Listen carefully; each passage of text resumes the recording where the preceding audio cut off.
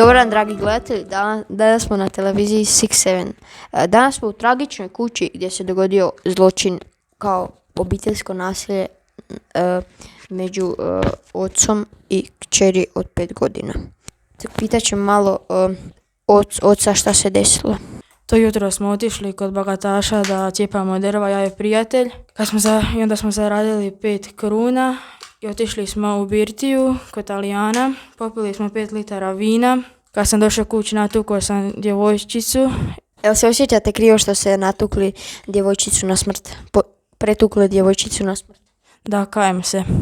Dobro, i koji vam je plan sada? Jel idete na sud ili? Najvjerojatnije ću možda ići na sud, ali da je Bože ne jedem. A šta na to reagira vaša žena?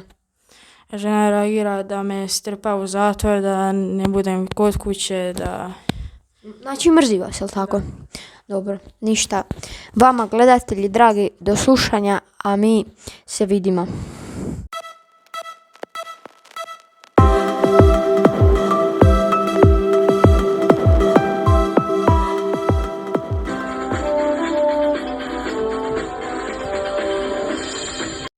Dobro večer, dobrodošli u RTL Direkt. Ja sam vaša voditeljica Mojmira i danas ćemo pričati o obiteljskom nasilju koje se desilo u Velegradskom podzemlju.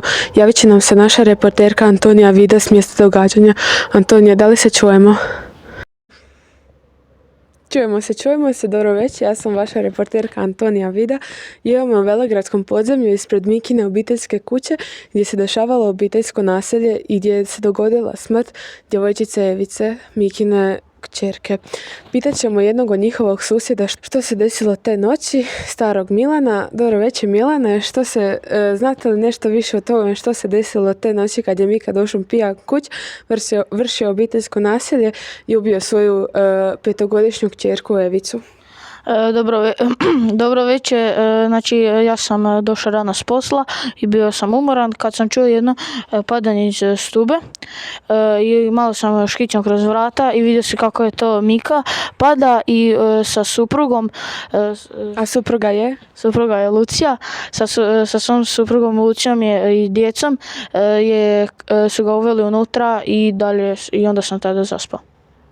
Milane, što znate o drugom danu kada je Evica umrla?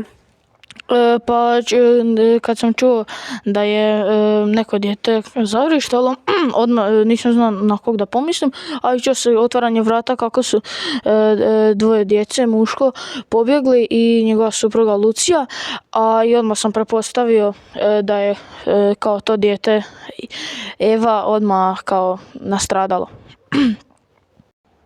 A sada slijede kratke reklame, a nakon toga ćete vidjeti Mikinu obiteljsku kuću i malu mrtvu Evicu.